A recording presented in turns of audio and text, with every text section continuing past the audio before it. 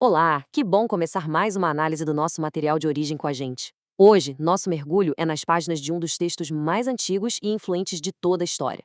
A nossa missão é decodificar o hebraico original do relato da criação lá em Gênesis para descobrir a verdadeira e impressionante profundidade da sua estrutura.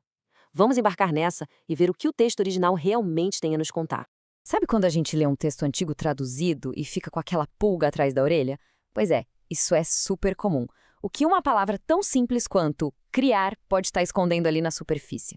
O que acontece é que as traduções modernas acabam achatando a narrativa.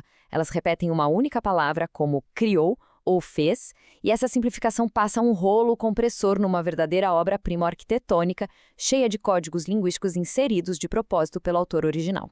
E para a gente não se perder nessa obra-prima, olha só o nosso roteiro de hoje. Primeiro vamos falar sobre o problema das traduções modernas. Depois, a gente passa por Gênesis 1 com a visão cósmica e logo em seguida Gênesis 2, focando no artesão íntimo. Daí, entramos no design divino da humanidade e fechamos lendo Gênesis com novos olhos. Bora lá? Então, começando aqui pela nossa primeira parte, o problema das traduções modernas. O grande X da questão aqui é o seguinte: quando a gente traduz as ações divinas usando apenas Deus criou ou Deus fez de um jeito genérico, a gente literalmente perde uma riqueza enorme de nuances estruturais e teológicas. A tradução padrão nivela os eventos, mas se a gente olhar para o original em hebraico, temos uma cifra linguística altamente estruturada operando com 4 verbos principais: bará, assá, yatsar e baná. O autor antigo escolheu cada uma dessas palavras com uma precisão quase cirúrgica para comunicar intenções muito diferentes. O que nos leva direto para a nossa segunda parte, Gênesis 1, a visão cósmica. Nesse primeiro momento, a narrativa assume a perspectiva de um verdadeiro rei cósmico. É um cenário majestoso, com decretos divinos estabelecendo os reinos, os sistemas e as regras de todo o universo. E a nossa primeira definição-chave é a do verbo bará. Essa é uma ação criativa absolutamente soberana e extraordinária. É o ato de trazer à existência algo totalmente novo, do zero. É um salto inédito. Por isso, esse é considerado o verbo com a maior carga teológica do relato todo. E um detalhe fascinante sobre Bará: ele não precisa de material pré-existente e, no Antigo Testamento inteiro, a exclusividade é total. Só Deus é o sujeito dessa ação. E se a gente colocar uma lente de aumento nos dados, olha só como o autor foi seletivo. Os céus e a terra começam de forma soberana com Bará, a partir do nada. Mas para o firmamento e os luminares, tipo o sol e a lua, o verbo muda para assá. Isso indica que a matéria já estava ali antes, mas naquele exato momento ela ganha uma função, ela é organizada. E aí quando chegamos nos monstros marinhos, que são a primeira vida consciente do relato, adivinha? O Bará ressurge triunfante. O que já puxa a nossa segunda definição, assa. Esse verbo faz um contraste enorme com o primeiro. Assa significa fazer, produzir ou preparar funcionalmente algo a partir de uma matéria que já existe no ambiente. Dá para pensar nele como o agente organizador. O rei cósmico, em Gênesis 1, usa essa palavra exata para atribuir papel e sentido às matérias brutas que ele mesmo já tinha trazido à existência lá no princípio. Então, para amarrar essa ideia, a palavra bará é super rara e estratégica. Em todo o capítulo 1, ela aparece isolada para marcar 3 inícios que são absolutos e sem precedentes. Primeiro, a criação do espaço-tempo e da matéria, lá no versículo 1. Segundo, o surgimento da vida animal consciente, no versículo 21. E, por fim, o salto definitivo para a imagem divina na humanidade, no versículo 27. São saltos enormes na escala da existência dessa narrativa. Com esse mapa cósmico em mãos, a gente vira a página para a nossa seção 3, Gênesis 2, o artesão íntimo. Aqui acontece uma virada de chave fantástica. Imagina que a narrativa recolhe aquele drone que estava filmando galáxias inteiras e aterrissa suavemente no chão de fábrica.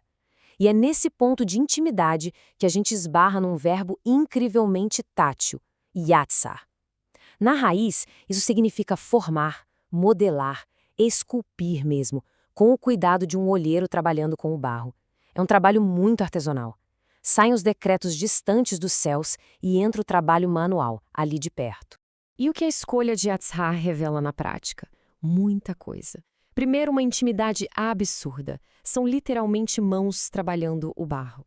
Revela também o uso de um material pré-existente bem rústico, que é o pó da terra. Além disso, mostra um design super específico e intencional. Afinal, o olheiro não joga o barro na roda sem propósito. E tudo culmina na imagem poderosa do sopro na face. É um retrato profundo de um artesão dividindo seu próprio fôlego de vida com a escultura. Todo esse detalhamento prepara o terreno para o nosso quarto tópico, o design divino da origem da humanidade. Quando a gente presta atenção nessas trocas de verbos, dá para perceber como o original redefine completamente a nossa visão. Olha que fascinante essa dupla origem da humanidade no texto. De um lado, a gente tem a imagem divina criada a partir do nada, pelo decreto poderoso de Bará. E do outro lado temos o corpo físico, material, que não veio do nada, mas foi esculpido e modelado a partir da terra com trabalho artesanal de Yatzar. É exatamente aqui que mora uma beleza teológica que a tradução achatada quase sempre esconde da gente. É a noção de carregar uma dupla realidade. Somos seres com origem terrena, feitos do solo e por isso frágeis, mas que, ao mesmo tempo e com a mesma intensidade, são portadores únicos de uma imagem divina incalculável. Pó e imagem divina, simultaneamente. Seguindo o fluxo de Gênesis 2, o relato joga uma surpresa e introduz um verbo com uma pegada muito mais de engenharia do que de olaria, bana. E ele é usado exclusivamente para a criação da mulher. Diferente de esculpir, bana significa construir, edificar algo, tal como um mestre de obras ou um arquiteto faria.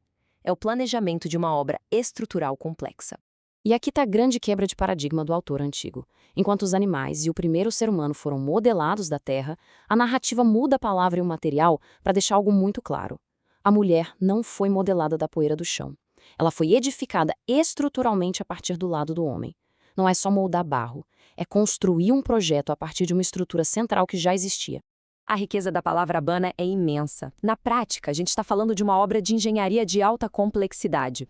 Revela o uso de um material super nobre, a palavra hebraica tsela, que nas traduções geralmente vira costela, mas que na arquitetura bíblica significa uma estrutura lateral forte, uma viga essencial. Isso mostra uma diferenciação proposital de design envolvendo até o que seria a primeira anestesia e cirurgia divina da história. Então aquela ideia de que a mulher foi um mero pensamento posterior cai por terra completamente. O design é de uma contraparte estrutural sofisticada.